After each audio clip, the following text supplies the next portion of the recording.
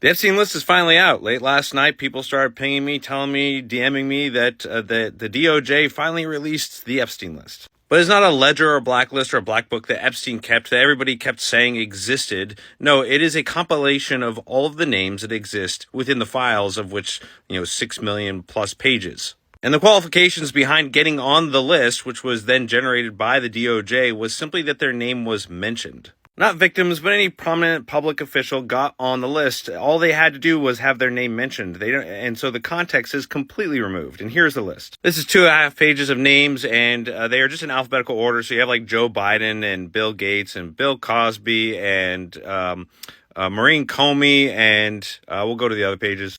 Loretta Lynch and John McCain, and even Janis Joplin is on this sheet, and that's important because Epstein was 17 when she was around, or before she died. And this rounds out the list right here. So it's important to reiterate that this is just out of context listings. So Epstein had a lot of different interests in academia and finance and politics.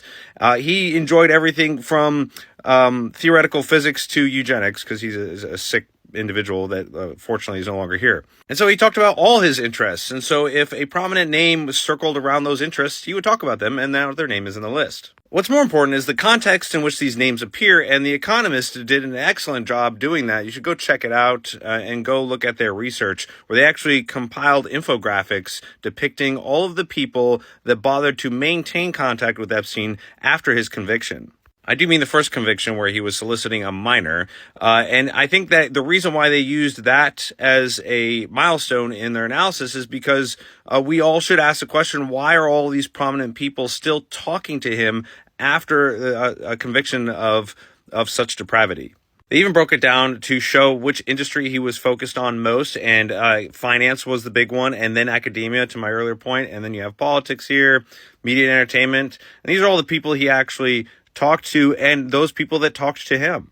They even depict the velocity and quantity in which these people talked to Epstein, emails going to and from. So it's a very excellent breakdown and analysis, and this is exactly what you're supposed to do, what the intelligence agencies should have been doing, the Department of Justice should have been doing, and none of them did. And that's not just a Trump failure, that's a Biden failure as well, because they've had 5-6+ years to do this type of analysis, and we don't see any of it. And so even if they have done it, they haven't told anybody, and it took private industry like The Economist to get this type of analysis done. And the reason why this is important is because the public still wants justice, and we're just not seeing a whole lot of that coming out of the U.S., but we are hearing reports about it coming out of Europe.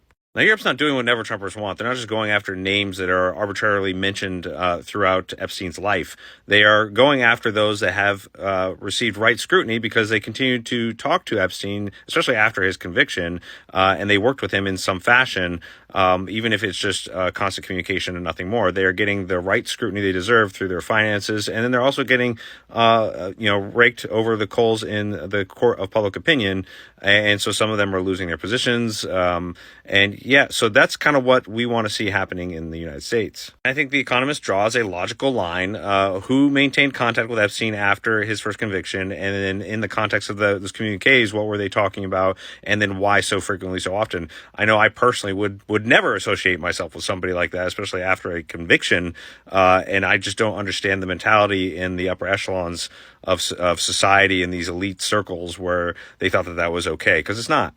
And that's where Pam Bondi has failed through this entire process. I'm not going to relitigate the failures of the messaging over 2025, but in this most recent congressional hearing, she embarrassed herself.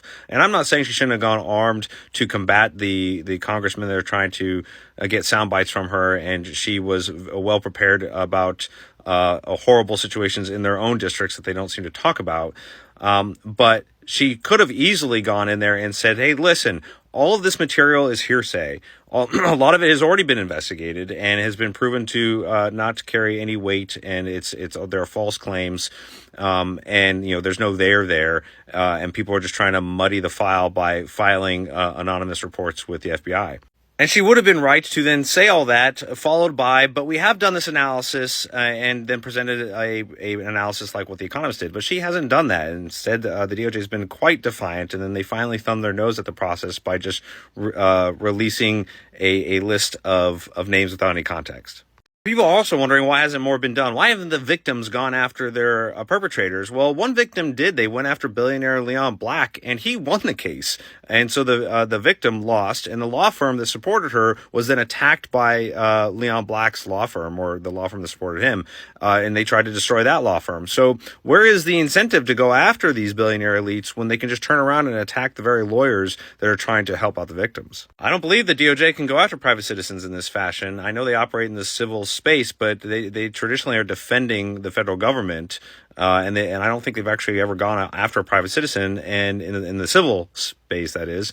And typically, they're not going to pick up a case that they know they're going to lose. And I think maybe that's where we should maybe change our mindset here at the DOJ.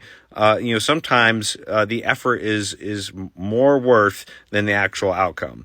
At least in this particular case, it's a very unique kind of situation where you had this, financier that did these horrible things and talked to all these people of power and influence. Ultimately, the only justice that's going to get done is through citizen journalists that utilize this information and conduct the right analysis to focus the efforts of those that deserve to be scrutinized, and not just go after the quantity of names listed in the files, because that doesn't mean anything. The context in which all this centers, in which every person is mentioned, matters. And if you're just going after people because for your emotionally charged reasons, well, then you are wrong too. I believe The Economist set the tone for the right focus of effort, and I think everybody should follow suit.